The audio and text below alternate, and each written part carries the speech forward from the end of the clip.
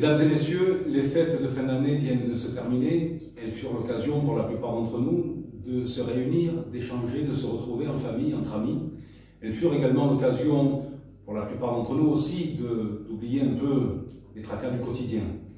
Alors cette nouvelle année, c'est l'occasion pour mon équipe et pour moi-même de vous rencontrer, d'échanger, de vous proposer et de discuter avec vous avec l'ambition d'un mieux vivre et d'un vivre ensemble à Carcès.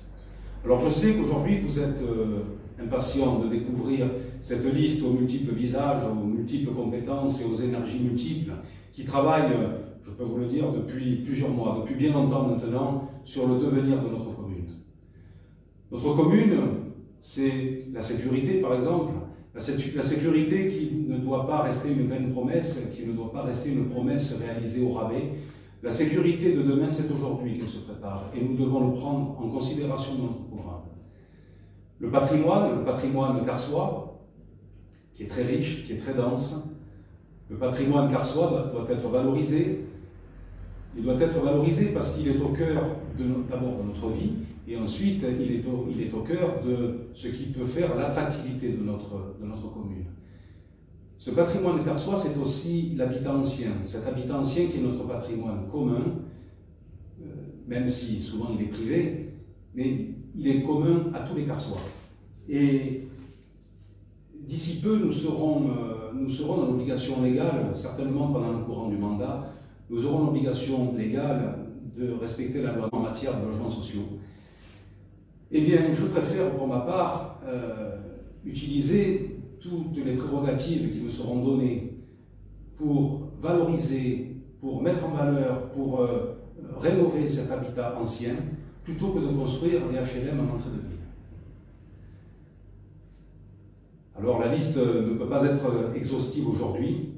Notre programme, c'est aussi les affaires scolaires, les écoles, la jeunesse, le trait d'union entre cette jeunesse et nos aînés, le soutien aux plus démunis, la viticulture, le développement économique, le développement durable et l'écologie qui devront être l'état d'esprit, les entités qui devront planer au-dessus de tout ce que nous pourrons accomplir et de tous nos projets.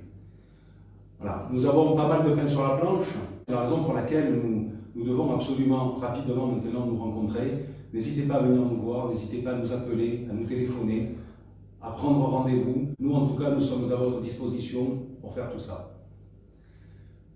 Pour aujourd'hui, permettez-moi à mon équipe et à moi-même de vous présenter nos meilleurs vœux. Une très bonne année pour cette année 2020. Permettez-moi de vous souhaiter une bonne santé qui sera la condition qui permettra de réaliser tous vos projets et tous vos rêves.